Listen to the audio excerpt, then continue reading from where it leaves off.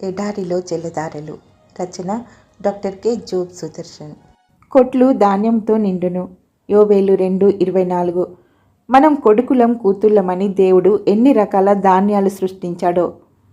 చెన్నంగులు, చింతపూలు, మంచి విరులు, ముద్దుబ్రాలు, మధురాలు, ముంగురు మొట్టికలు, మంచి గాండ్రాలు, మోహనపు సరులు, వెలువడాలు, వనమాలికలు, రాయమొచ్చులు, రంభ చెక్కిళ్ళు, శ్రీరంగాలు, సింధు కర్పూరాలు, కృష్ణనీలాలు, కాటుక రేకులు, గోరాజనాలు, గోరువంక రాజనాలు, చెమరాలు, చిలుక ముక్కులు, పెండముడుపులు, పసుపు ముద్దలు, కామదార్లు, కస్తూరి పట్టెలు, ఏరుమల్లెలు, రాచవన్నెలు, బలుగుత్తులు, అలుగు రాజనాలు.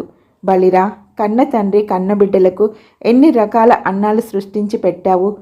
మన్యాల్లో, మాన్యాల్లో సన్నబియ్యాలు, జొన్న కంకులు, వన్నెలూరే వరివెన్నెలు.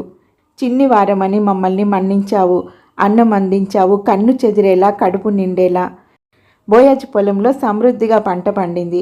ఆ రాత్రి అతడు కళ్ళెంలో ధాన్య రాశి దగ్గరే పడుకున్నాడంట. పంట కళ్ళ చూసినప్పుడు రైతు ఆనందం అలాంటిది మరి.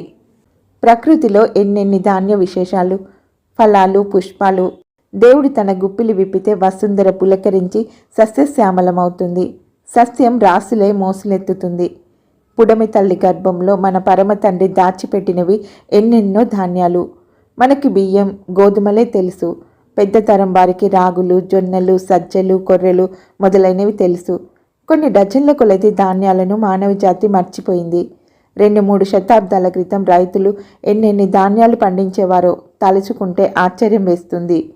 దేవుడు మన పట్ల ఒలకబోస్తున్న కృపను మనం కొంతైనా చూసిందెక్కడా? ప్రకృతిలో ఆయన నింపిన పెన్నిధులను అనుభవించిందెక్కడా? చిన్న మనసులతో దేవుణ్ణి కూడా చిన్నగానే చూస్తున్నామా? మనం అడిగేదానికంటే మనల్ని జీవించడానికి ఆయన ఎక్కువ వేగిరపడుతున్నాడు. కొడుకులపై తండ్రి జాలిపడినట్టు మనకు సకల సౌభాగ్యాలు ప్రసాదిస్తున్నాడు. ఎంత మంచి దేవుడు!